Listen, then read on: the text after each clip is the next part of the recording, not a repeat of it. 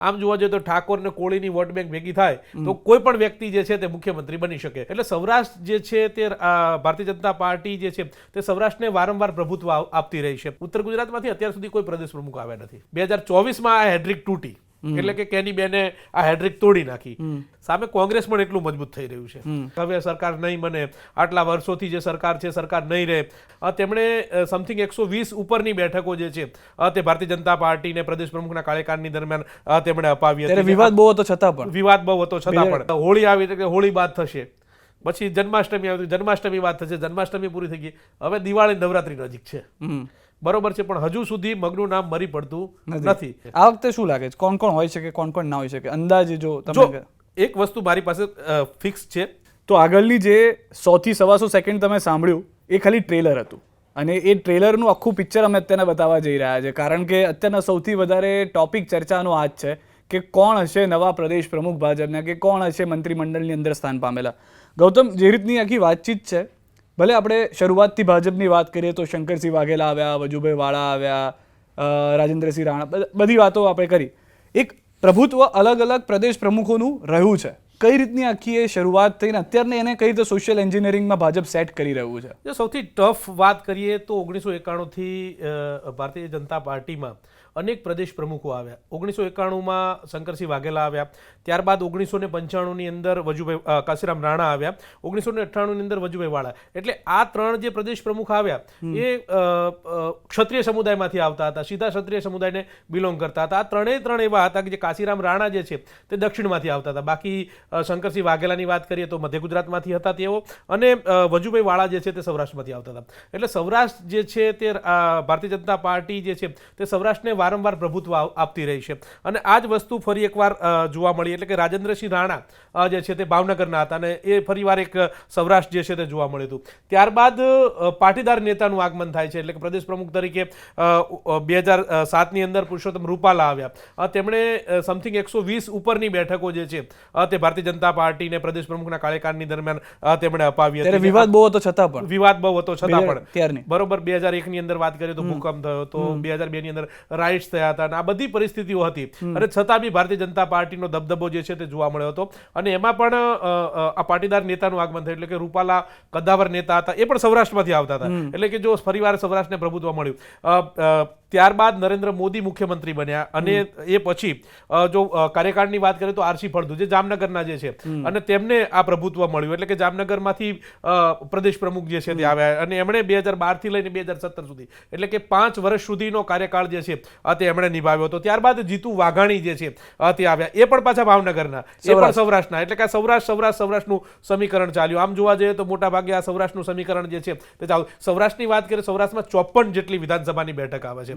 અને આ સૌરાષ્ટ્ર જે છે તે ગેમ ચેન્જર માટેની વાત કરીએ તો સૌરાષ્ટ્ર ગેમ ચેન્જર જોવા મળ્યું હતું. પરંતુ અહીંયા આ વાત એટલા માટે ખોટી થાય છે કારણ કે પાટીદાર આંદોલન જે છે તે થયું. પાટીદાર આંદોલન બાદ એક જે આંદોલન હતું એ ખૂબ પીક ઉપર હતું. ત્યારે જીતુ વાઘાણી પ્રદેશ પ્રમુખ હતા, વિજય રૂપાણી મુખ્યમંત્રી હતા. તેમના શિરે 2017 કેવી રીતે જીતીશું તે પ્રકારનો એક મોટો પડકાર હતો, અને જીતવા માટેનો એટલો મોટો પડકાર હતો કે એની કોઈ વાત જવા દો. અને એ વખતે ભારતીય જનતા પાર્ટી 99 બેઠક ઉપર આવી.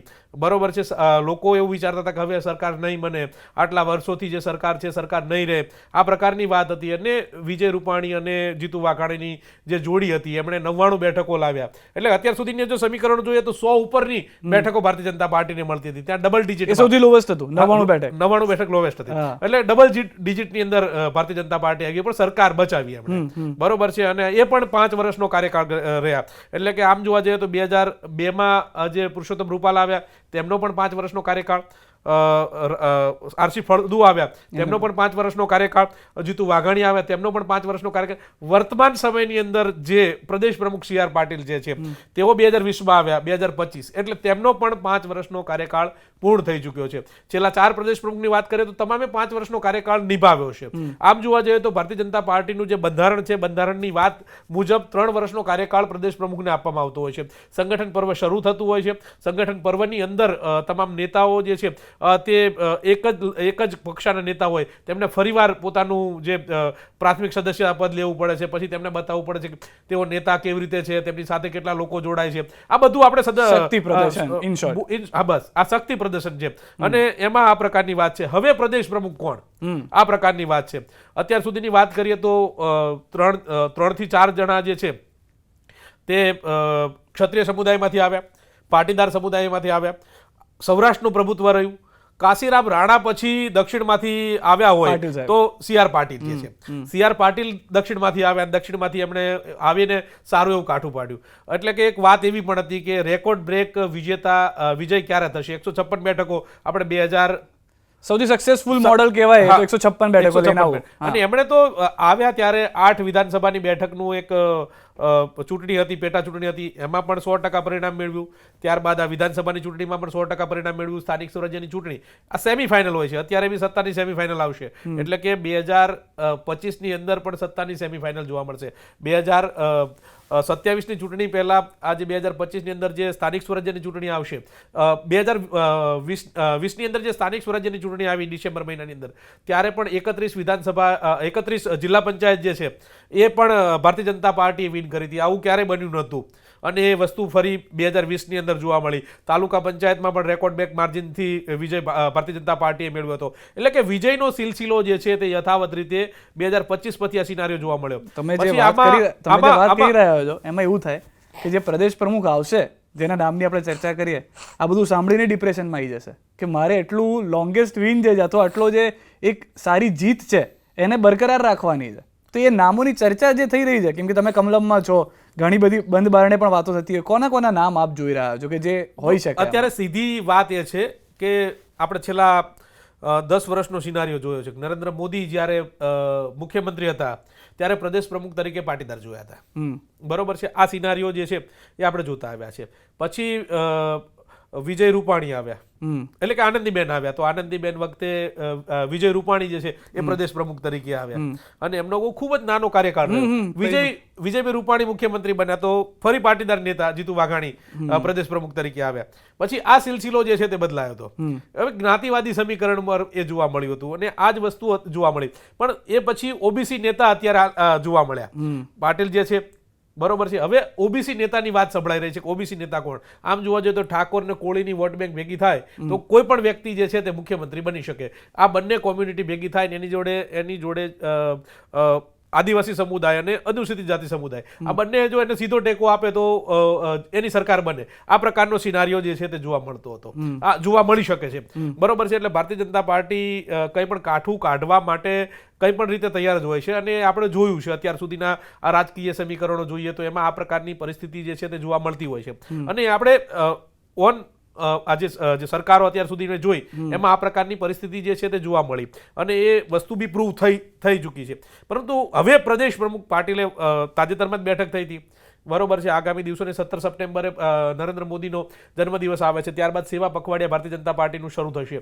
આ સેવા પખવાડિયાની શરૂઆત થશે, એમાં ત્યારબાદ એની બેઠક હતી. બેઠકની અંદર તમામ ધારાસભ્યો હાજર હતા, સાંસદો હાજર હતા, જિલ્લા પ્રમુખો હાજર હતા. એ વખતે એવું કીધું હતું કે જલ્દી પ્રમુખ મળશે, પણ આવું તો અગાઉ એમણે કીધું હતું. એ પછી આ વાત 1 વર્ષ સુધી ચાલી. 1 વર્ષ સુધી ચાલી પછી સંગઠન પર્વ આવ્યું. સંગઠન પર્વની વાતમાં કે હોળી આવી એટલે કે હોળી બાદ થશે, પછી જન્માષ્ટમી આવી, જન્માષ્ટમી વાત થશે, જન્માષ્ટમી પૂરી થઈ ગઈ, હવે દિવાળી નવરાત્રી નજીક છે, બરોબર છે. પણ હજુ સુધી મગનું નામ મરી પડતું નથી. પણ એની પાછળના અનેક સમીકરણો જોવામાં આવી રહ્યા છે. શું આ જે પ્રકારે પાટીલે જે પ્રકારનું પરિણામ આપ્યું છે એ પ્રકારનું પરિણામ હવે કોણ આપી શકશે? એવો નેતા ભારતીય જનતા પાર્ટીમાંથી કોણ કે જે પક્ષને વધુ મજબૂત બનાવી શકે? કારણ કે આમ જોવા જઈએ તો એન્ટી ઇન્કમ્બન્સી મોટી જોવા મળી રહી છે. નેતાઓ ખુલીને બહાર આવી રહ્યા છે, પોતાના જ નેતા હોય એની ઉપર બોલી રહ્યા છે. એટલે કે શિસ્ત ભંગના કેટલાક કારણો જે છે તે જોવા મળતા હોય છે. જે ભાવનગરની વાત હોય, સૌરાષ્ટ્રની વાત હોય કે પછી ઉત્તર ગુજરાતની વાત હોય કે દક્ષિણ ગુજરાતની વાત હોય, શિસ્ત ભંગના અનેક જે કિસ્સા જે છે તે ઉદ્ભવી રહ્યા છે. ખુલીને જિલ્લા પ્રમુખ જે છે તે પોતાના પ્રમુખ સામે બોલી રહ્યા છે, ધારાસભ્ય સામે બોલી રહ્યા છે. ધારાસભ્યો એવું પણ કહેતા હોય છે કે કામ થતા નથી. આ એન્ટી ઇન્કમ્બન્સીનું કારણ છે. કારણ કે લોકો કોઈ પણ ધારાસભ્ય ચૂંટે તો એની પાછળ એક મુદ્દો એટલો હોય છે કે એ પોતાના કામ કરી શકે, પોતાના મત ક્ષેત્રની અંદર પ્રશ્નો ના રહે. આપણે અત્યારે જોયું તો ગ્રાસરૂટ લેવલના અનેક પ્રશ્નો જે છે બરોબર છે, જે વિકાસની વાત હોય છે, સામે કોંગ્રેસ પણ એટલું મજબૂત થઈ રહ્યું છે. કોંગ્રેસે ઓબીસી નેતા આપ્યા છે, એટલે હવે ભારતીય જનતા પાર્ટી ઓબીસી નેતા માંથી પ્રદેશ પ્રમુખ આપે છે કે કેમ, એ મોટો પ્રશ્ન જોવા મળી રહ્યો છે.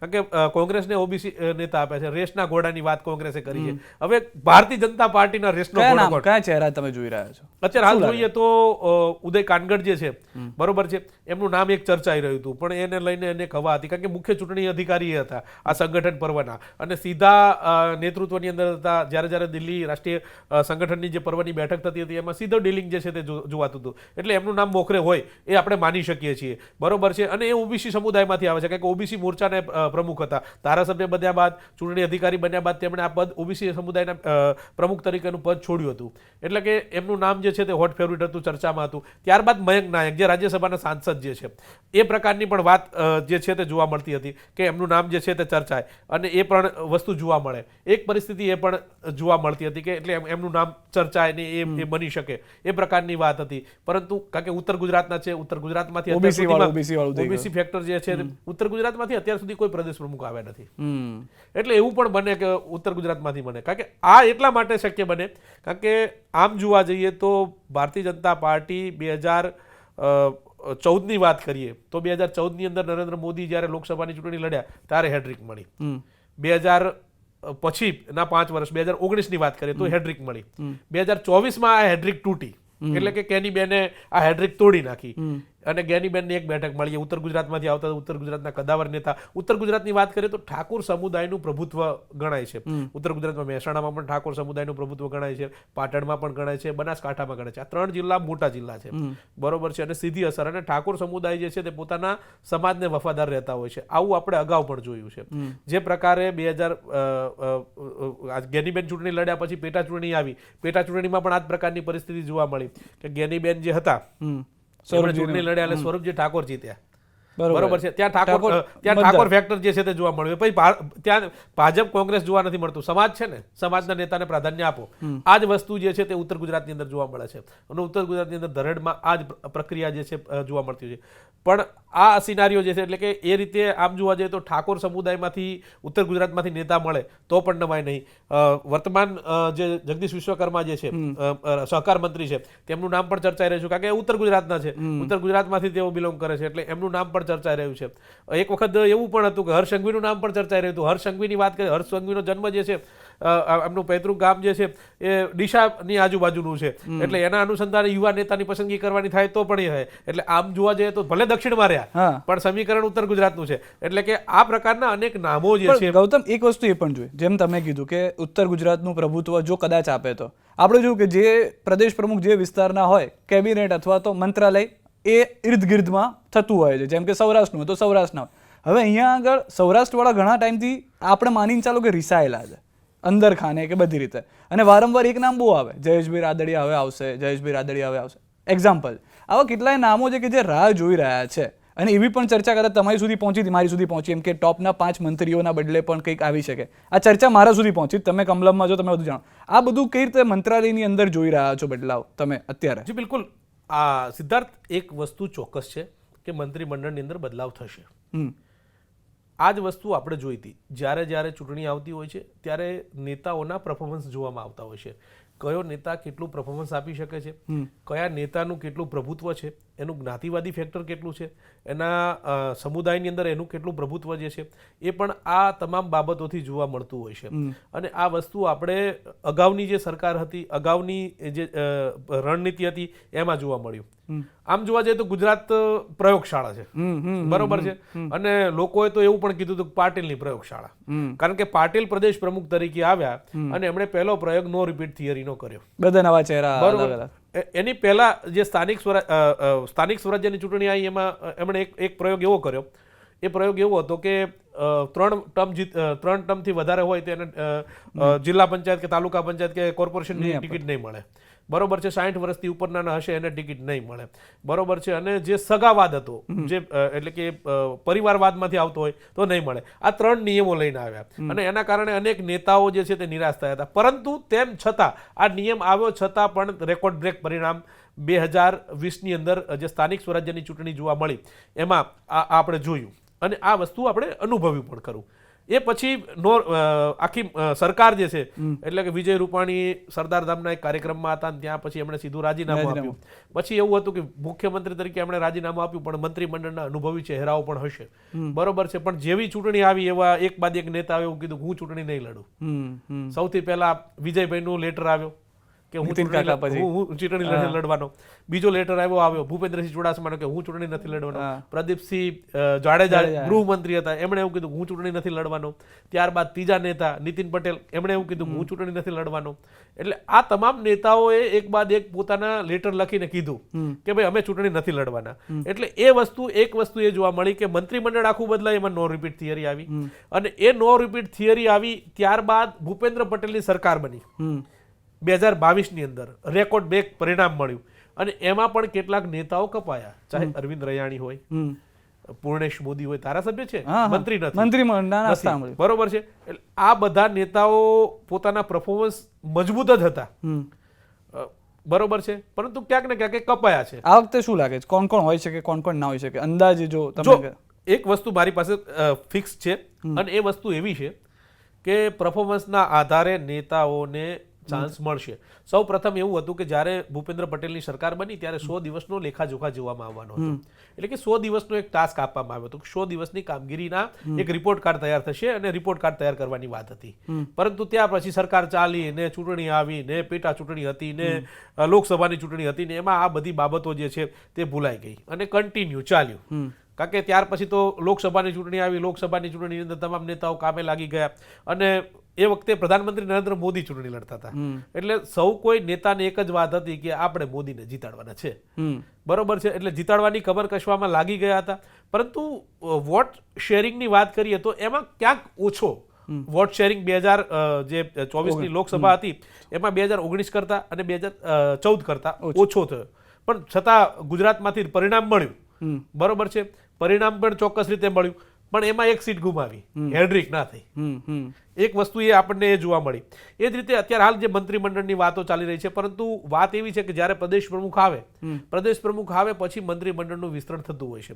અગાઉ પણ આપણે 2020ની અંદર આ જ પ્રકારે જોયું. 2020ની અંદર CR પાટીલની નિયુક્તિ થઈ, ત્યારબાદ સ્થાનિક સ્વરાજ્યની ચૂંટણી આવી, ત્યારબાદ વિસ્તરણ થયું, બરોબર છે. એટલે એ રીતે હવે પણ એ જ પરિસ્થિતિ જોવા મળી રહી છે. જો 5 વર્ષ પૂરા થવા આવ્યા, બરોબર છે. હવે પ્રદેશ પ્રમુખ આવશે, એટલે પ્રદેશ પ્રમુખ આવે એટલે સીધી વસ્તુ છે કે પછી ડિસેમ્બરની અંદર સ્થાનિક સ્વરાજ્યની ચૂંટણીની શરૂઆત થશે 2025ની અંદર. એટલે ઇન શોર્ટ આપણે અત્યારે એવું કહીને ચાલુ, એક તો સૌથી પહેલા થેન્ક યુ ગૌતમ, તમે અમારી સાથે જોડાયા. પણ ગૌતમ એ અમારા માટે અત્યારના હવામાન વિભાગમાં જેમ અંબાલાલ છે એમ ગૌતમ અમારા માટે છે. કારણ કે અંબાલાલ આગાહી કરતા હોય કે વરસાદ થવાનો છે, વાદળા પણ બંધાય, પરંતુ અચાનક પવન આવી જાય, અથવા તો અચાનક એવી પરિસ્થિતિ થઈ જાય કે વરસાદ ન થાય. તો તેવી શક્યતાઓ છે, પરંતુ મંત્રીમંડળ બદલાય છે, પ્રદેશ પ્રમુખ બદલાય છે, અને તે વાત નક્કી છે, જેને લઈને જે ગૌતમ પાસે ઇન્સાઇટ હતી તે મેં આપની સાથે શેર કરી છે.